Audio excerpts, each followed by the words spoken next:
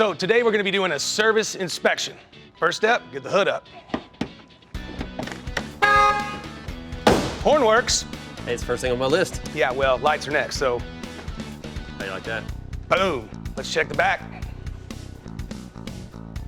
Left blinker, right blinker, brake lights. Boom. Get the rest of it done.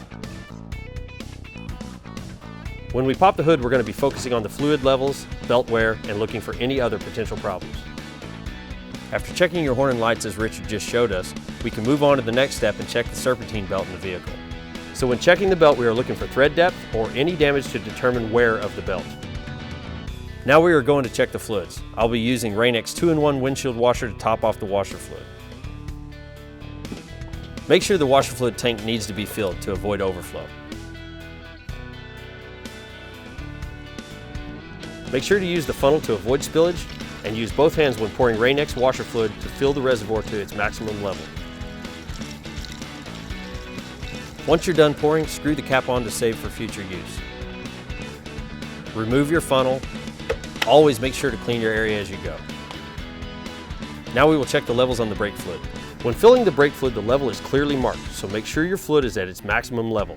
If the fluid is low, add accordingly. If either of your fluids appear dirty or darker in color, you may want to have them flushed or changed. In this particular case, the fluids are clean and only the coolant needs to be topped off. Your coolant tank also has markings that indicate maximum and minimum volume. As you can see, we're about halfway from our max volume, so we will need to go ahead and top it off. Grab your coolant container, be sure to check the label for specifics to your vehicle. Determine if it's pre-mixed or if you need to add water. Also, make sure you have the proper coolant for the make of your vehicle. Most older cars take a universal green coolant, and newer vehicles will take the DexCool orange coolant. Remove the funnel. Screw the cap back onto the coolant container. Always keep your area as clean as possible to avoid any problems. Next, we're going to check the tread depth of the tires. We're going to use the tread depth indicator tool. First, we're going to place the indicator into the tread valley and press down on the outer tabs until resting on the tread. This will reveal the measuring indicator in the center of the tool. This will give you the tread depth. Place the probe into the center of the tire groove and push down on the gauge's base. Do not place the probe on the molded tread wear indicators or any other raised surface of the tread design. If your tread depth is 4/32 of an inch or below, it's time to change your tires.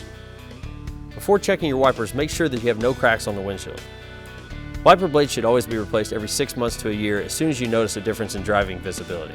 When wiper blades no longer make proper contact with the windshield surface, they begin to squeak, chatter, skip, smear, and even streak. You may even notice they start to come apart. These wiper blades look great and we won't have to replace them. Lastly, we will check our mirrors. Oh great, it's Richard. Looks good. How are we doing on the rest of it? I need a serpentine belt. Well, I can call Advanced Auto Parts. Yeah. Can you get me some plugs and an air filter? I gotta do it all, don't I?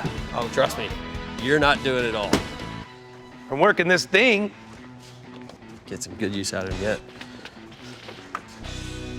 Glad we got that taken care of. Be sure to look out for our next installment.